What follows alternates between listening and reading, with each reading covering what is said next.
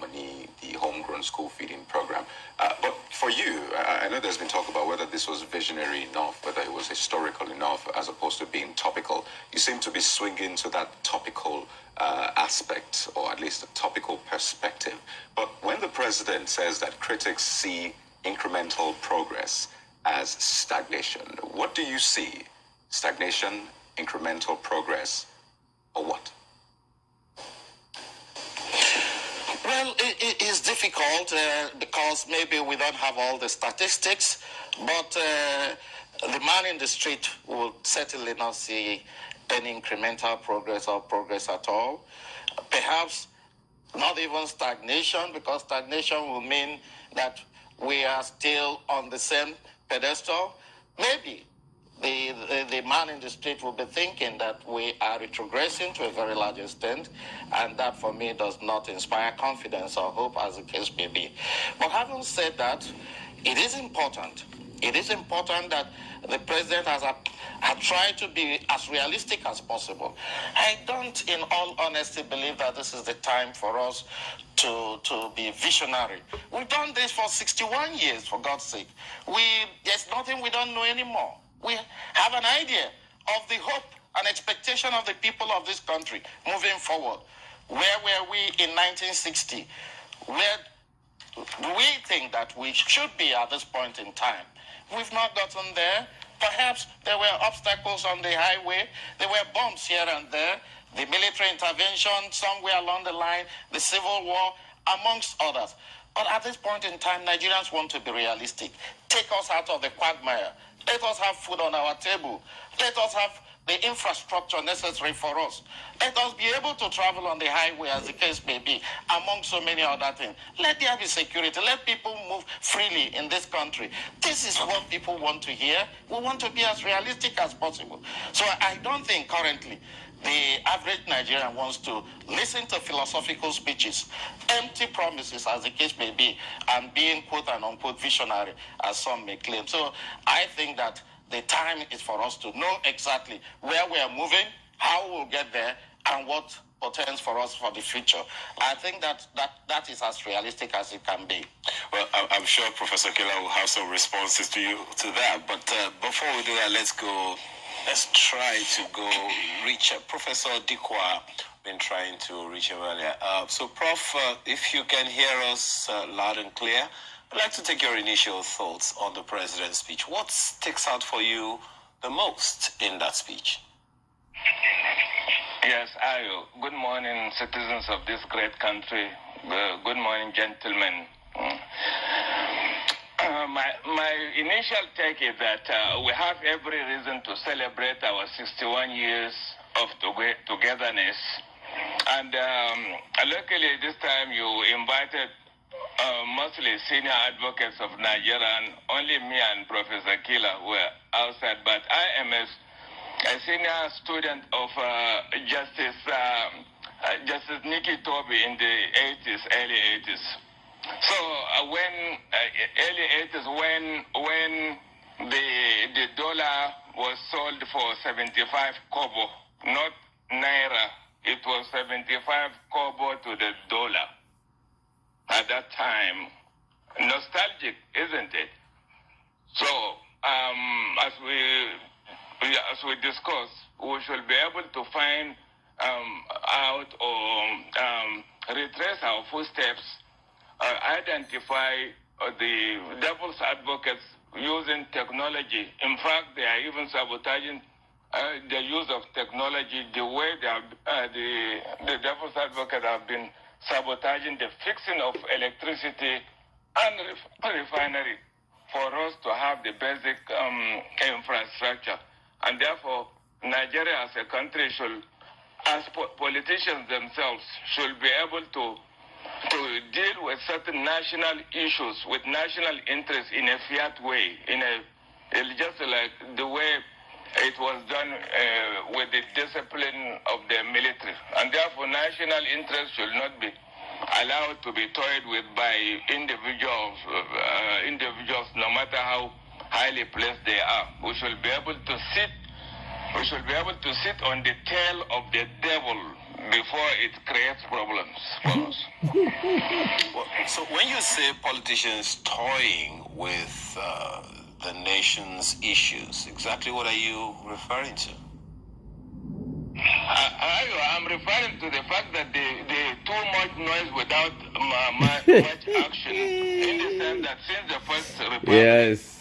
it was only the set of the first republic under President Nnamdi Azikiwe, Prime Minister Tafawa Balewa Nko, with the three regions that who came together to initiate and create one state, which was Midwest, because the people in between at that time called Bendel and so on were torn between the West and the East, and therefore the initiative to have created that particular state was a great one. Otherwise, all the other states and local governments were created by the military. So all this brouhaha and ulabalu Grammar. is not helping us. Mm-hmm. And therefore, I see that we have not followed the right steps of our political forefathers, the likes of Sardauna, Nnamdi Azikiwe, and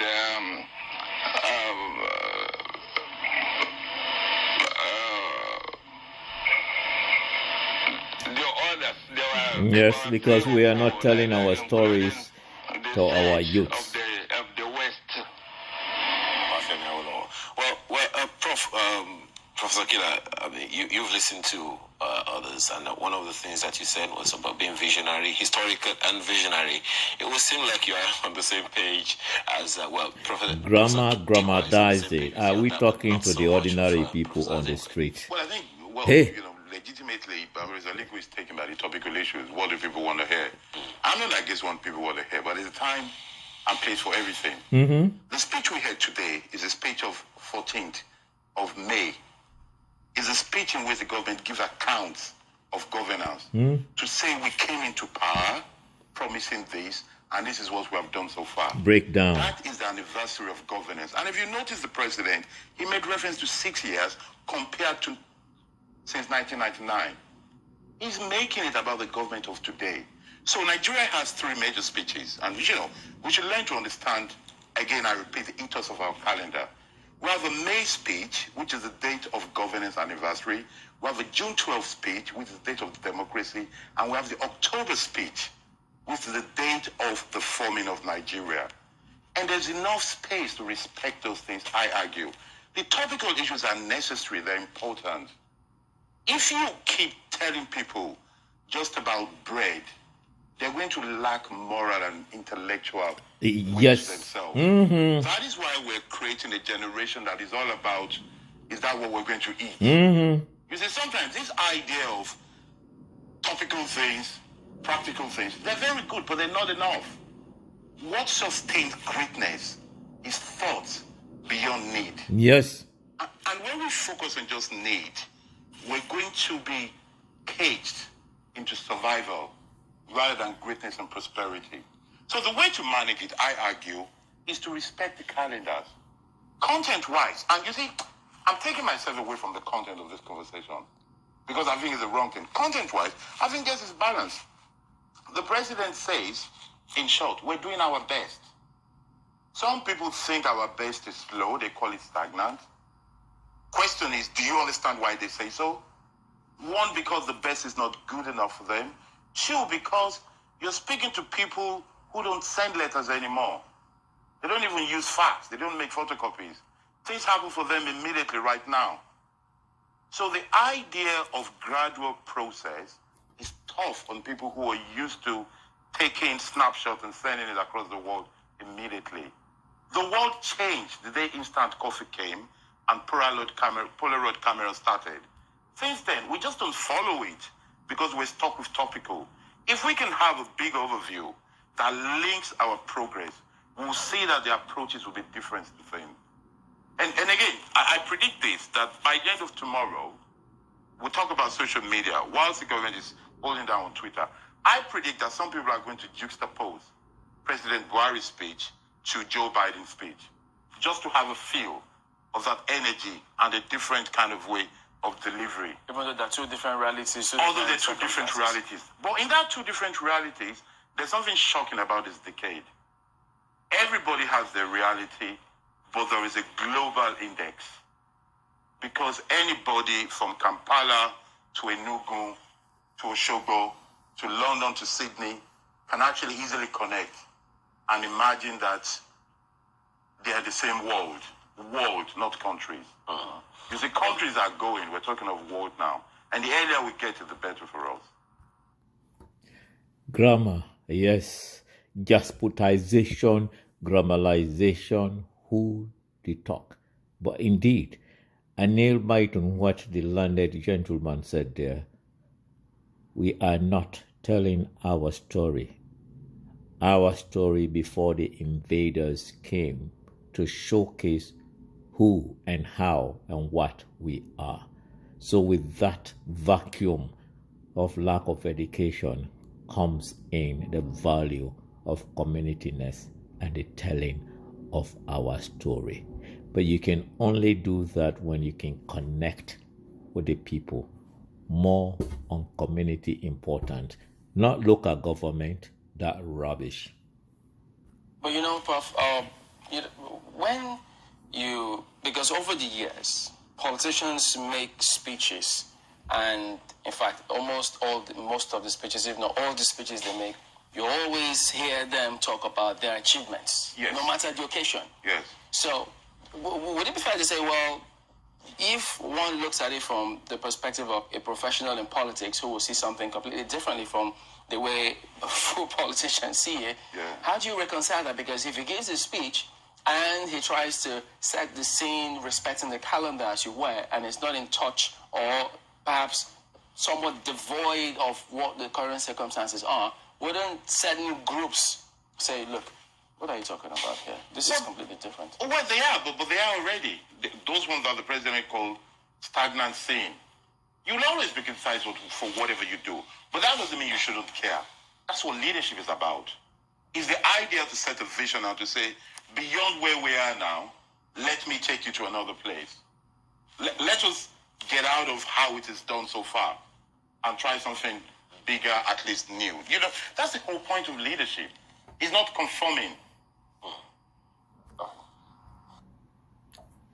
Indeed, not conforming to the international brag.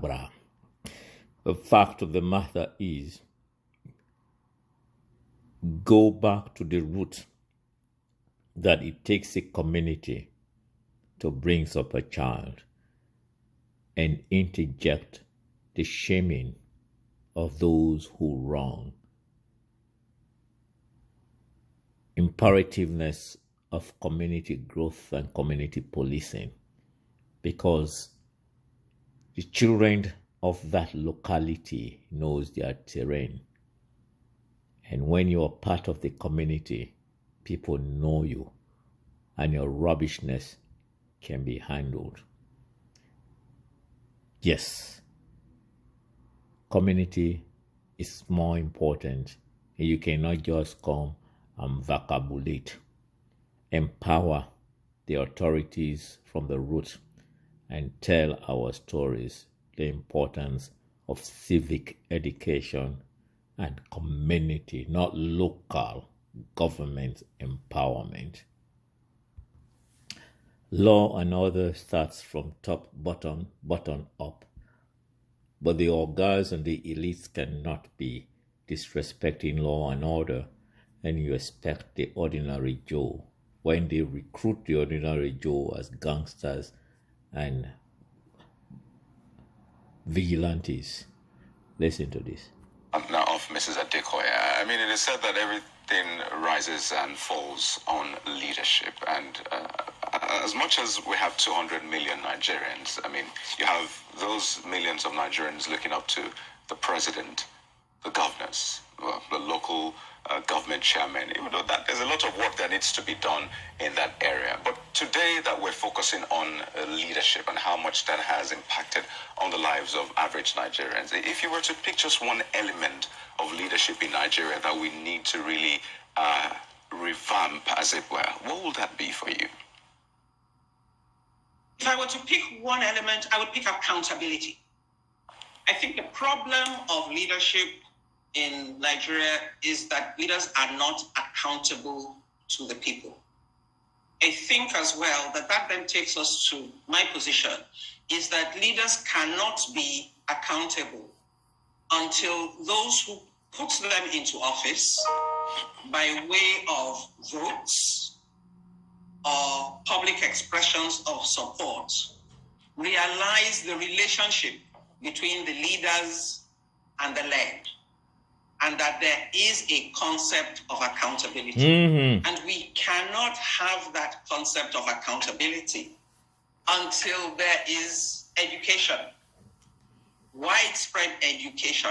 I'm not talking about political education. I'm talking about general education. Maths, English, geography, history, civics. People have to understand their relationship to the country and to their leaders, and have to be able to express their wants, and then have to be able to ask their leaders questions, sensible questions, such that when the leaders get into office, they know they have people who will be watching them and who will be asking for accountability. Probably 10, 15 years ago, I was privileged to be part of a panel that interviewed candidates in Lagos State. It was a TV program, interviewing candidates for governorship and deputy governorship in Lagos State. And we were asking, what are your plans for the state if you are elected? How do you want to implement them? Those are the type of conversations that we need to have, and that we are not having. And we are not having because there's no accountability, and possibly because those who we have elected or appointed as our leaders are doing their best to ensure that there is no accountability. And that leads me on to another problem that I have with leadership, which is that even where a leader is called out, and I go back to our judicial system, because that's where I have the greatest interest. Even where our leaders, by leaders I mean those we appoint or elect or we put in positions of authority, even where they are called out for having misplaced the trust and confidence that we've reposed in them, and have been handed over to the police, to the EFCC, to the ICPC, and either it dies at that point, or when the matter then gets into the judicial system, nothing happens. Or it happens so slowly that the followers have lost interest, have come to a view that leaders are not accountable, nothing is going to happen. And by the time the majority of followers have a view that there's no point asking our leaders to be accountable because nothing is going to happen, the result is that they lose the interest. Their views are, well, they're just going there to eat what they can eat. And therefore, how much are you giving me up front if you want me to rally support for your candidature? So my major issue is the lack of accountability. And that's what we need. The major issue, well spoken, her landed madam for nailing the boot. The beef there is lack of civic responsibility coming from lack of civic education. Not math, not physics, not computer science, not geology, not Gagazukuta. It's the political yo-yo-yos who are yo-yo-izing the moment, because the ordinary people not fit understand. I wonder why people not fit understand. The moment we stop grammarizing and go back to the basic, empower the community, not grassroots, not civil societies, because they are as corrupt and confused as the system themselves. So, we're going to continue.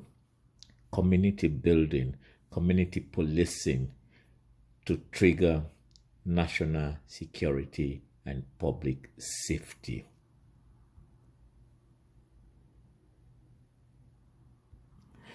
An ongoing conversation, and here comes, some will say, my old school brother from another mother. He's 61 years strong, as vibrant as yesterday, saying the truth as it is. But do we expect any justice when we are still drunk in the uncommon law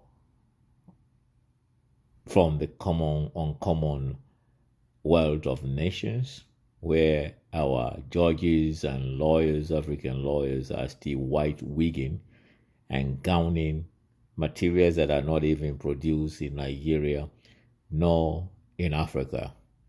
How do you expect the importance of our stories, of knowing law and order that was existed? Today, you cannot even eat or drive on the highway, as one of the analysts said. But let us come to the vibrant 16-year-old. 16, I said, because age is nothing. It's the substance that you carry. Let me ask Professor Dikwa this question. Getting people to follow leadership. I mean, you talked about vision the other time and the fact that we need to have a historical trajectory to bring people on. But getting people to follow the vision while the realities are very, very staring right in their faces and glaring and biting, but it can be a tough call, wouldn't you say? Yes. Yes. Imagine a man of 61 years. Man of 61 years. I'm 62, just 1 year older than Nigeria. Look at me, a big man. So some of the excuses are unacceptable, in that it was indiscipline that came in because in the Second Republic, for instance, the party was superior than anybody, the governor and the president. When Chairman Adisa Akinloe, Chief Adisa Akinloe, had always had the guts to invite President Shagari to come and listen, even when President Shagari was on his way to travel. That was discipline. But imagine now we came back in 1999. Mr. President decided to pocket the party at the federal level, and then the governors followed suit. And therefore that indiscipline came in.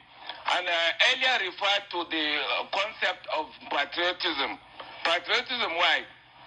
In that at least the Southwest was putting education just almost free for everyone. And coming to the instant that you grow up as a child, you notice that everything is being paid for. And where do you find the government giving you the sense of belonging? That was how our patriotism was killed. And that, yes, how it was killed. And therefore it was not led to bring it above. Our leadership, followership, and so on. It was the fact that we truncated the system, where in the past the permanent secretary used to say, no, Mr. President, this is not right. This is against the law. We are not going to sign it. So that one was truncated, and it came with the IMF World Bank models in 1986 under military president of Babangida, and the secretary to the federal government was Chief Olufalaye.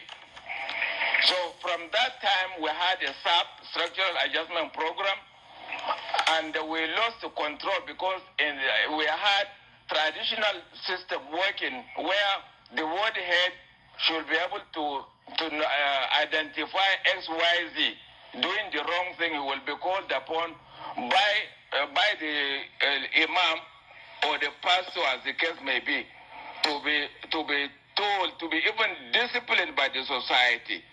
We decided to rent away the mentorship of the children. In the past, anybody, any elder could drill the child who did the wrong thing.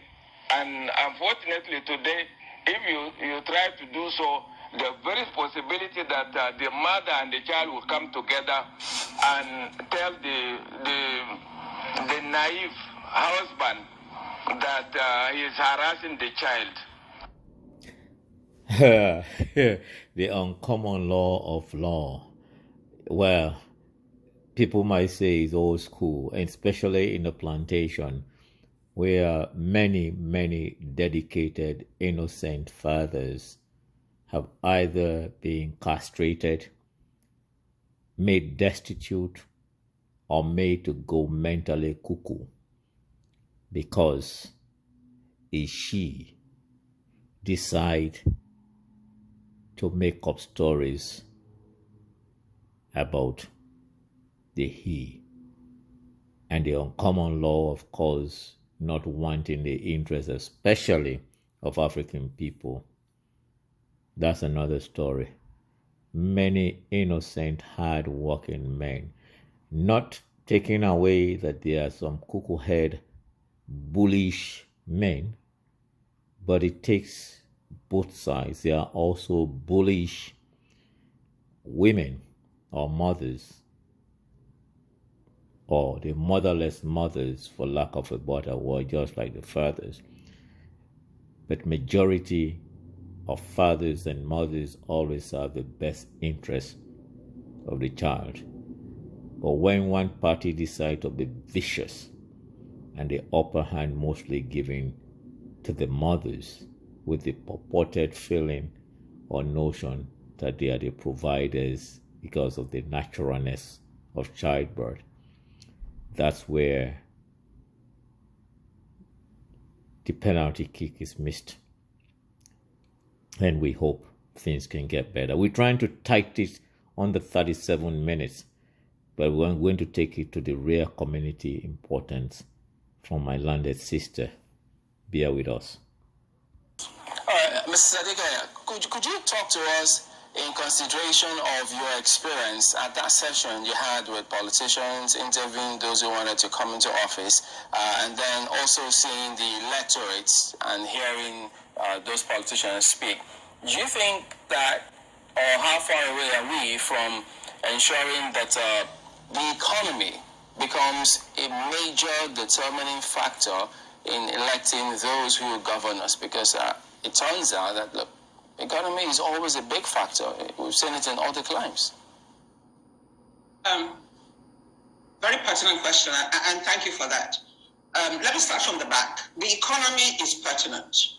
The economy is all that the average Nigerian thinks about today.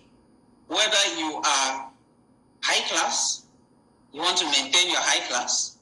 Whether you are middle class, you want to maintain your standards. Whether you are, quote and unquote, the man on the street, you want to be able to continue to put food on the table for your family. So the economy is important and it affects everyone. And I think that it will be, or it should be, the main focus of forthcoming elections. I think also that we also need to focus on where the citizen meets the people. It's not at the presidency. It's not even at the governorship. It's at the local government level. And that takes me to what Professor Zinge has just talked about building strong institutions and how do we get there. Because currently we do not have strong institutions. We have strong leaders. We have leaders who have pocketed the local governments in their states. And it is at the local government that the majority of Nigerians interact with the administration of government. So that's where they feel the effect of the economy. For instance, it's the local government that has power to set rates of markets. They have control over the markets. Nigerians die every day. It's the local governments that have control over the cemeteries. Communication. It's the local governments that have responsibility for TV licenses and radio licenses. So they interact with the man on the street. And therefore, the economy is something that I would hope that even at the local government level, people who are contesting election as local government councillor or local government chairman will take on board when they are seeking votes.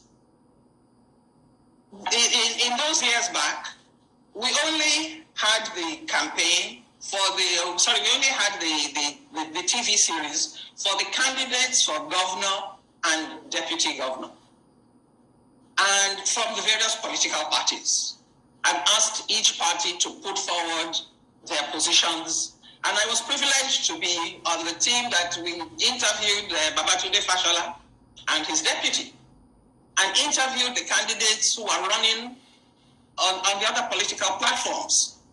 And our questions for each were the same. What are you going to do when you're there? Everyone had highfalutin ideas. So we're going to do roads. We're going to build more housing. We're going to do this. Our next question, how are you going to achieve it?